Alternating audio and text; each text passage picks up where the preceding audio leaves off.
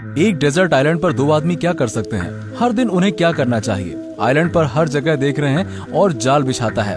हर रोज जब रात होती है दोनों लोग घबराए और चिंतित रहते हैं, क्योंकि इस आइलैंड पर उनके सिवाय दिन रात सिर्फ मॉन्स्टर्स छिपे रहते हैं। आज मैं सभी के लिए एक साई-फाई फिल्म लाया हूँ, कोल्ड स्किन। ये कहानी 1914 की लड़ाई से एक रात पहले की है।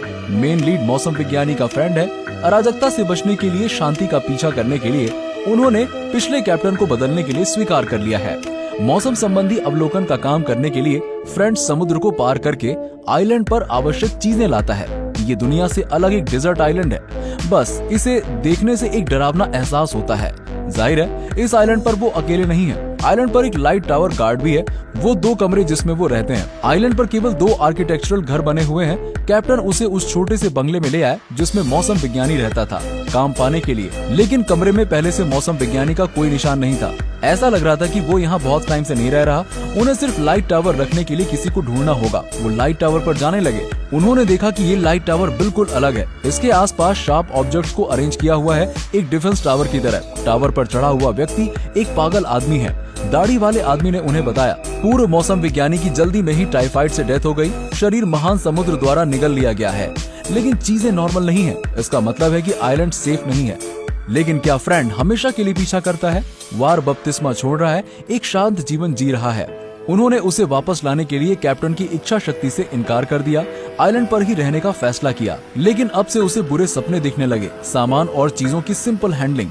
उस दिन वो ऑब्जर्वर के छोटे लॉग हाउस में गया। फ्रेंड को चिमनी के सामने एक पहले वाले ऑब्जर्वर की नोटबुक मिली। दाढ़ी वाले आदमी के अनुसार ऑब्जर्वर बहुत समय पहले एक बीमारी से ही मर गया था, लेकिन नोटबुक में बहुत सारी चीजें लिखी थी जो दोस्त को समझ में नहीं आ रही हैं। शादी की ड्रेस में एक महिला की तस्वीर भी थी। इस पल दरवाजे पर खटखटाहट हुई। उन्होंने सोचा कि ये लाइट टावर का आदमी था। वो बस दरवाजा खोलने जा रहा था। एक हरे हाथ को फिर से बाहर निकलते हुए देखकर एक जरूरी स्थिति में दोस्त ने अपने पैर का इस्तेमाल करके इसे लात मार दी। उसने महसूस किया कि कुछ सही नहीं है। डर कर वो तुरंत तहखाने में छिप गया, पैरों की आवाज का पीछा करते हुए। जैसा कि अपेक्षित था, फ्रेंड के कमरे में कुछ तो हो रहा था। बस जब वो दरार से देख रहा था, अंतर में एक मॉन्स्टर दिखाई दिया। इस स्थिति में फ्रेंड ने चाकू से उसकी आंख को चोट पहुंचाई। एक रात के बाद दूसरे दिन जब सूरज उगता है, फ्रेंड सावधानी से तहखाने से बाहर चले गए। कमरे में एक गड़बड़ थी।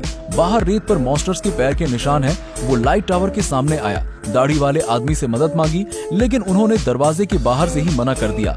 उसके पास और कोई रास्ता नहीं था। उसे बस खुद के भरोसे पर रहना था। सौभाग्य से जब फ्रेंड आइलैंड पर गए तो उन्होंने पर्याप्त गोला बारूद तैयार किया था। उन्होंने घर के चारों ओर सरल पहरेदारी की। गैसोलीन बंगले की खिड़कियों को मौजूद किया। जब रात हुई, अप्रत्याशित रूप से मॉन्स्टर फिर से दिखाई दिए। उन्हें समुद्र से किनारे रेंगते हुए देखे बहुत सारे मॉन्स्टर। उन्होंने बहुत जल्दी बाहर के डिफेंस को तोड़ दिया। सभी पक्षों से हमला किया जा रहा है। फ्रेंड के पास भागने का कोई रास्ता नहीं है। तत्काल परिस्थितियों में उन्होंने दरवाजे के बाहर आग लगाई। आग की लपटें तेजी से फैलती हैं। केवल अब सफलतापूर्वक मरमेड्स को निरस्त कर दिया। हालांकि इस दुर्घटना से बचने के लिए फ्रेंड को भी भारी नुकसान हुआ, क्योंकि आइलैंड पर उसे शरण देने का एकमात्र स्थान जल गया था। रेत पर एक रात बिताने के बाद फ्रेंड को लगता है कि दाढ़ी वाला आदमी मदद नहीं कर रहा है, तो वो अब मूडी नहीं होगा। तुरंत अपनी बंदूक उठाई और दाढ़ी वाले आदमी के आने का इंतजार करने लगा। उसको उसके सामने एक फ्रॉग मॉन्स्टर दिखाई दिया। डेजर्ट आइलैंड का सामना, अकेलेपन को छोड़कर एक नरभक्षी मॉन्स्टर दिखाई दिया। फ्रेंड मदद के लिए दाढ़ी वाले आदमी को ढूंढना चाहते थे, लेकिन उन्हें फ्रॉग मॉन्स्टर का सामना करना पड़ा। संघर्ष में फ्रेंड ने जमीन से बंदूक उठाई, ट्रिगर खींचने के लिए तैयार। इस समय दाढ़ी वाला आदमी दिखाई दिया। उसने फ्रॉग मॉन्स्टर को छोड़ने के लिए कहा। ये पता चला कि ये फ्रॉग मॉन्स्टर एक पालतू जानवर है जो दाढ़ी वाले आदमी ने पाला है। शर्त के मुताबिक दाढ़ी वाले आदमी ने फ्रेंड को लाइट टावर में आने के लिए परमिशन दे दी।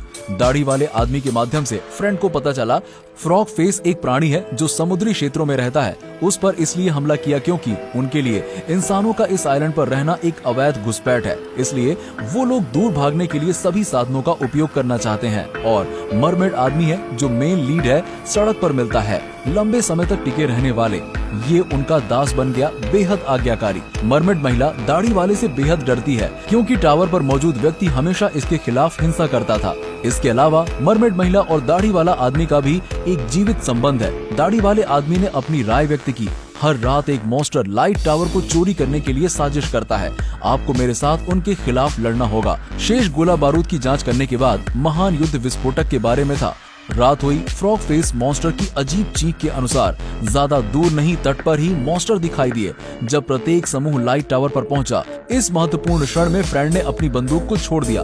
वो डर गया था, वापस टावर में घुस गया। जो दाढ़ी वाले आदमी से उम्मीद करता था कि वो उसे बाहर धकेल देगा, फ्रेंड को अपने दम पर घने मरमेड्स का सामना करना पड़ा। अगली सुबह जब दाढ़ी वाले आदमी ने दरवाजा खोला, एक खूनी दोस्त को जमीन पर बैठे देखकर दाढ़ी वाले आदमी को दो खूनी आंखें देख रही थी। बस ऐसा ही फ्रेंड और दाढ़ी वाले आदमी के बीच संबंध धीरे धीरे मजबूत हो गए। इन दिनों में हर दिन फ्रेंड मरमेड से लड़ता था। वो धीरे धीरे एक सामान्य जीवन में लौटने की आकांक्षा करने लगा।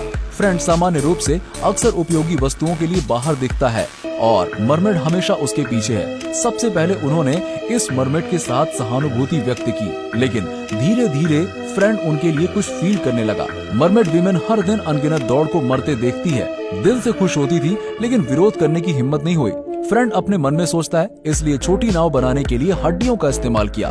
मरमेड विमेन छोटी नाव को देखने के बाद वो उसे आइलैंड पर कहीं ले जाती है। यहाँ एक नाव फंसी हुई है। फ्रेंड के लौटने के बाद वो तुरंत इस नाव के इतिहास के बारे में लाइट टावर चौकीदार से पूछताछ करता है। दाढ़ी वाले आदमी ने उसे बताया कि ये एक बम तस्करी है। उस वर्ष इस जगह से गुजरते हुए ये दुर्भाग्य से यहाँ अटक गया। ये मरमेड के आराम का समय है और उनका गोला बारूद इस्तेमाल होने वाला है। फ्रेंड ने समुद्र के तल पर गोता लगाने का फैसला किया। फ्रेंड ने समुद्र में गोता लगाने का फैसला किया नाव में बॉम्ब लाने के लिए। उन्होंने ये किया। फ्रेंड ने एक भारी डाइविंग सूट पहन लिया, समुद्र के नीचे डूब गया।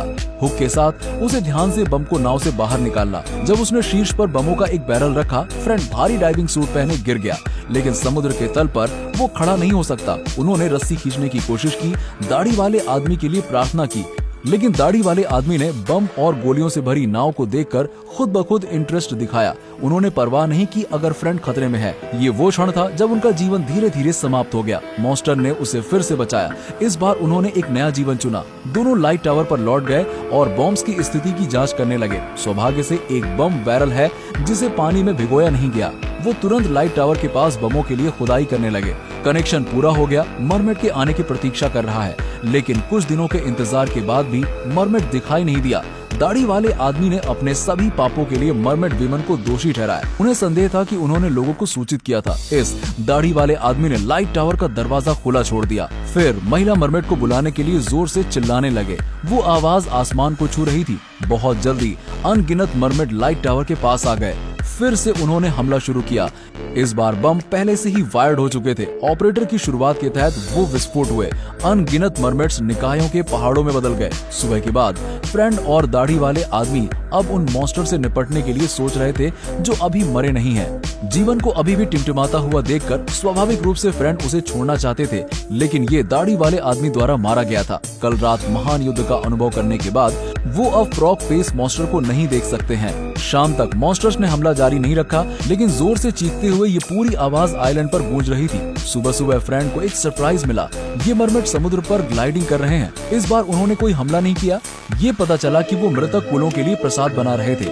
फ्रेंड अपने दिल में गिल्टी फील कर रहे थे। उन्होंने समुद्र तट पर एक बली कब्र की स्थापना की। बीच में एक छोटी हड्डी की नाव रखना, ये खिलौना है जो मरमेड सबसे ज्यादा पसंद करते हैं। शाम को उन्होंने एक छोटी सी नाव पर एक बच्चे को ले जाने वाले मॉन्स्टर की खोज की। उन्होंने मशाल को नीचे फेंक दिया, जिसका मतलब है कि उनका कोई बुरा इरादा नहीं था। लेकिन आसपास के मॉन्स्टर्स, जिनमें फ्रॉग फेस मॉन्स्टर्स भी थे, आगे बढ़ रहे थे। ये पता चला कि फ्रॉग फेस मॉन्स्टर्स इन मरमेड्स का नेता था। कोई आश्चर्य की बात नहीं है कि हर बार महिला मरमेड्स का उपयोग करें। उन मरमेड्स ने बिल्कुल परवाह नहीं की, लेकिन अब इन मरमेड्स का फ्रेंड पर हमला करने का इरादा नहीं है, क्योंकि वो फ्रेंड की सद्भावना महसूस करते हैं। लेकिन इस समय लाइट टावर पर व्यक्ति अचानक दिखाई दिया। वो फ्रॉग फेस को छोड़ना स्वीकार नहीं कर पा रहा था। तुरंत लाइट टावर पर चढ़ गया।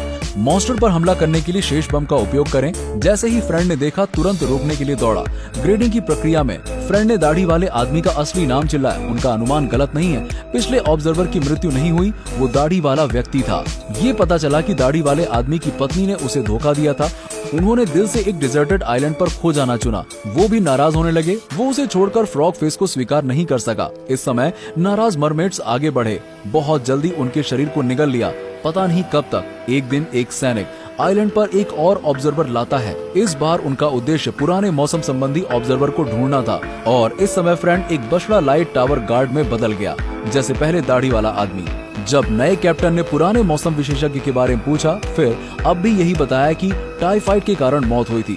वास्तव में लाइट टावर के बाद ऑपरेटर की मृत्यु हो गई। मरमेड्स ने हमला करना बंद कर दिया। फ्रेंड ने आइलैंड पर ही रहने का फैसला किया। इन मरमेड्स की सुरक्षा के लिए डेजर्ट आइलैंड, लाइट टावर, 2 लोग, समुद्री मॉन्स्टर्स का झुंड, एक छोटा सा समाज। अंतिम चरण में मानवता का असली स्वरूप दिखाया गया है।